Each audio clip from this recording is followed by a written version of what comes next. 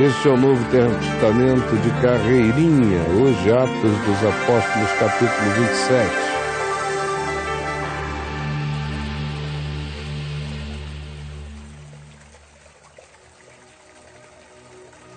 Ainda no ambiente do pretório de Herodes, na Cesareia Marítima, depois de Paulo ter falado a todos, especialmente ao rei Agripa, a Festo e a Berenice, após ter concluído o que dissera, eles, os três, retiraram-se e disseram acerca de Paulo: este homem nada tem feito passível de morte ou de prisão. Então Agripa se dirigiu a Festo e disse: este homem bem podia ser solto aqui e agora. É uma pena que ele apelou para César, porque agora teremos que mandá-lo para a Corte Suprema, para Roma, com César.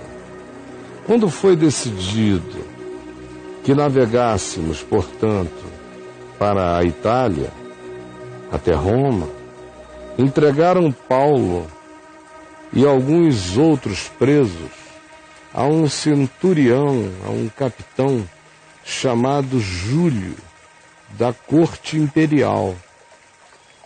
Embarcando no navio Adramitino, que estava de partida para costear a Ásia, hoje toda a região da Turquia, fazendo-nos ao mar, indo conosco Aristarco, macedônio de Tessalônica.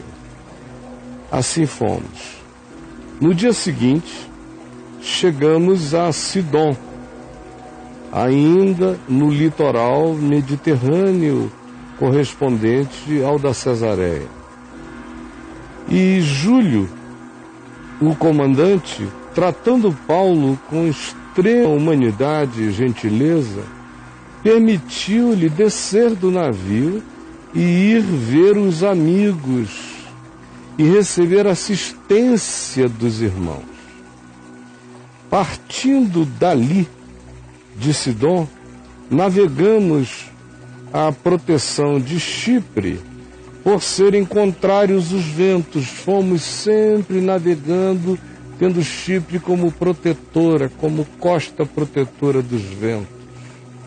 E tendo atravessado o mar ao longo da Sicília e Panfilha, chegamos a Mirra, na Lícia. Todas as regiões que, se você olhar no mapa antigo, todos eles abundam na internet, você saberá ver os trajetos.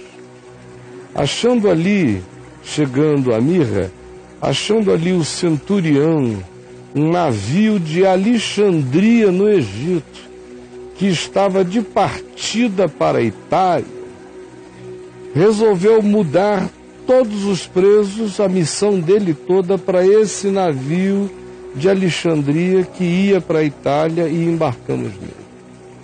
Navegando vagarosamente muitos dias, e tendo chegado com dificuldade, muita dificuldade, defronte de Cnido, não sendo permitido prosseguir por causa do vento contrário dos tufões, navegamos sob a proteção da costa de Creta, na altura de Salmona, nos protegendo dos ventos, usando a costa de Creta.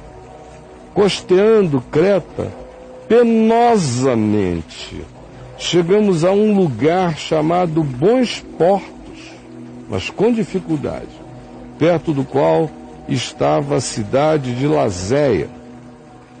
Depois de muito tempo, tendo se tornado a viagem perigosíssima e já passando o tempo do dia do jejum, admoestava-os Paulo a todos os presentes no barco, dizendo-lhes: senhores, vejo que a viagem vai ser deveras trabalhosa, com muito dano, e muito prejuízo, não só de carga e do navio, mas também prejuízo das nossas vidas.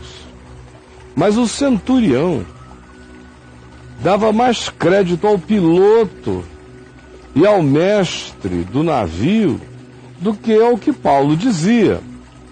Paulo era um preso que ele tratava com toda a fidalguia, mas ele não considerava um técnico em navegação.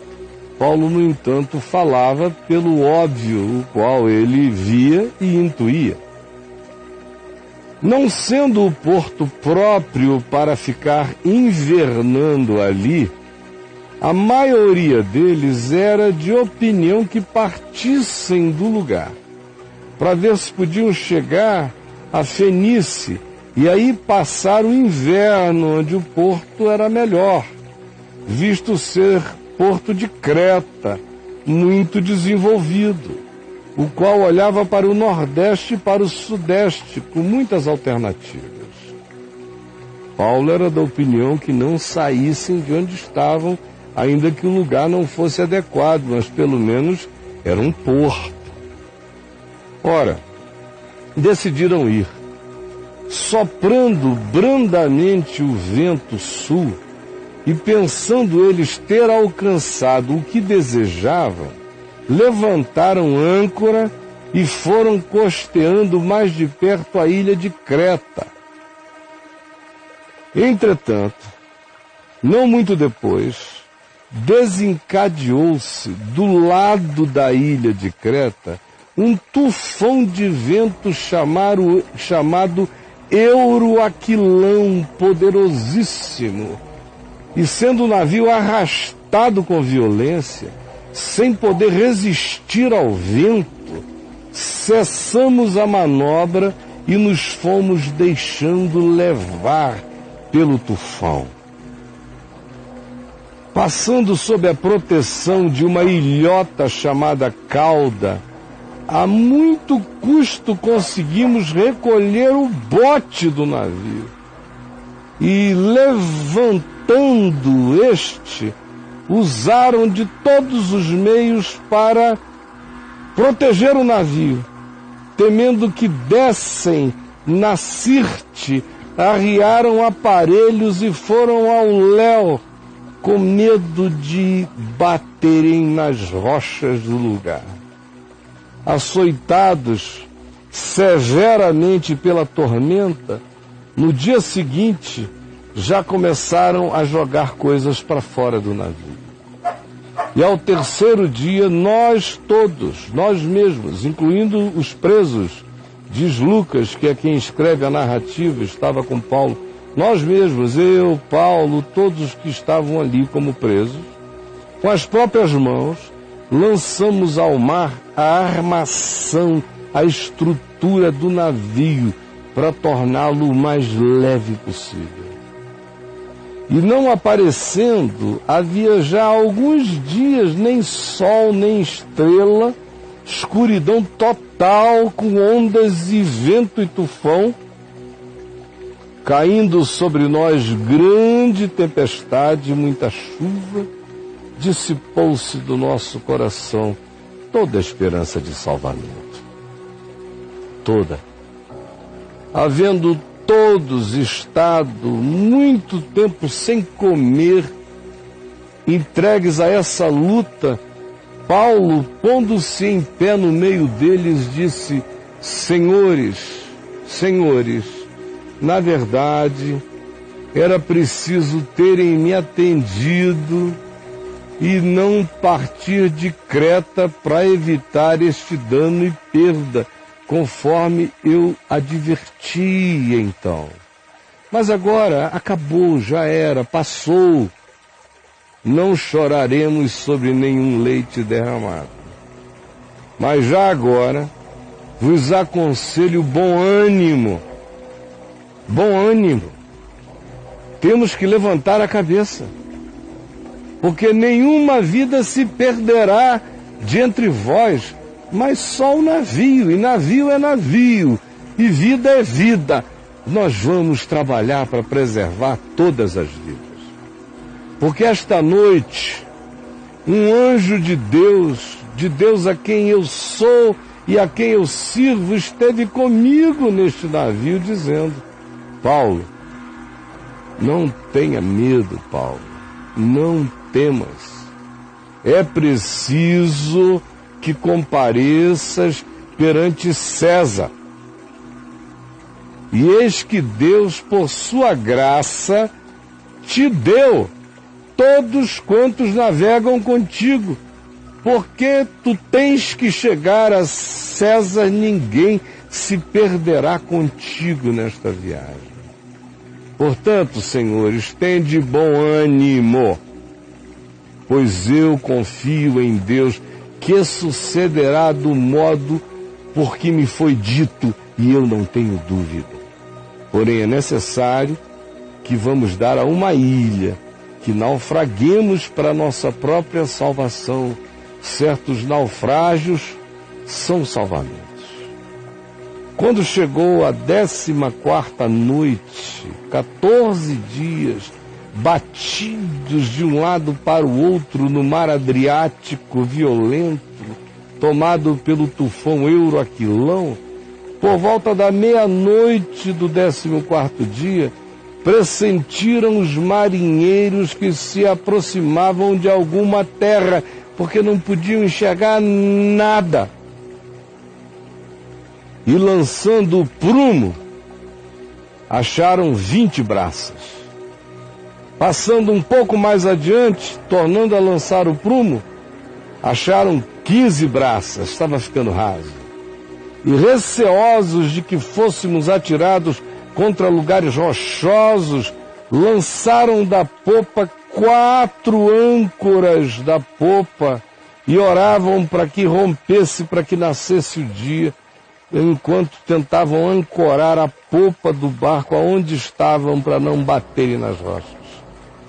Procurando os marinheiros fugir do navio e tendo arriado o bote no mar, a pretexto de que estavam para largar âncoras da proa, tudo mentira, Paulo, percebendo a artimanha, disse ao capitão do navio, que cuidava dos presos e de todos, e disse ao capitão, ao centurião e aos soldados: estes homens, os marinheiros, se eles não permanecerem a bordo, vós não podereis salvar-vos, porque ninguém aqui entende de operação de barco, cada um na sua especialidade. Então o senhor centurião, obriguem a eles ficarem, senão morreremos todos. Nós não podemos abrir mão da expertise deles.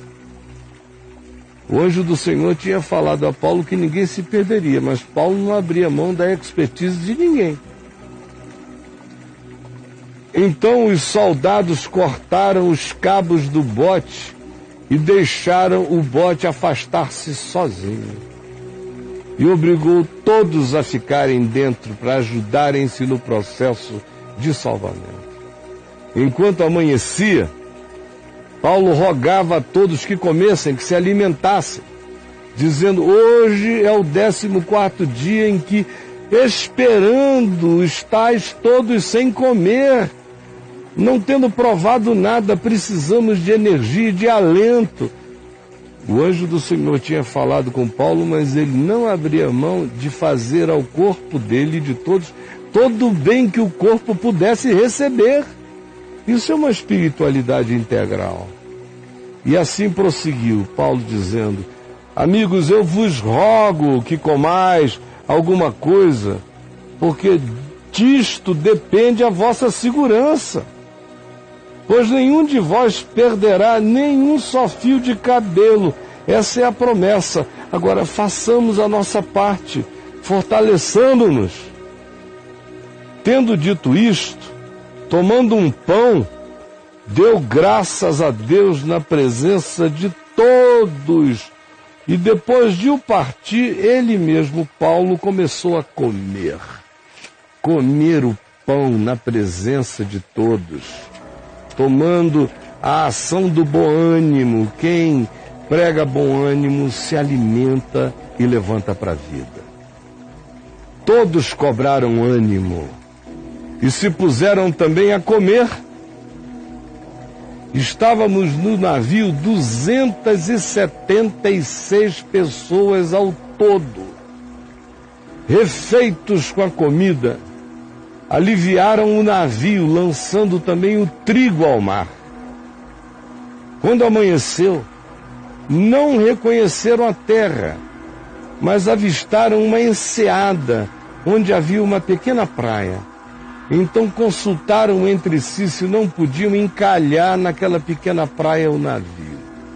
Levantando as âncoras, deixaram ir ao mar, largando também as amarras do leme e alçando a vela de proa ao vento, dirigiram-se para a praia.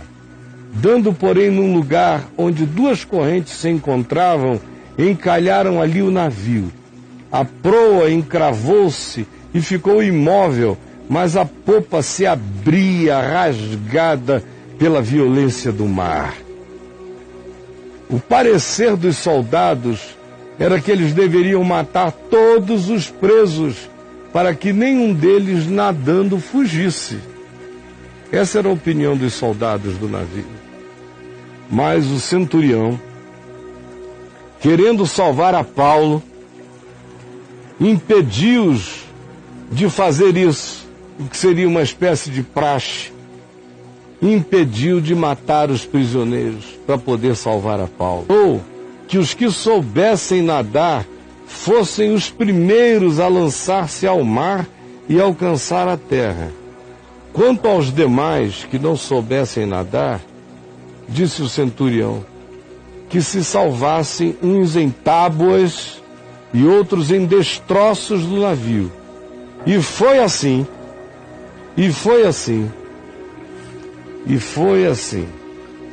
que todos se salvaram e nenhum deles se perdeu. Esta é mais uma leitura do Novo Testamento de carreirinha para mim e para você.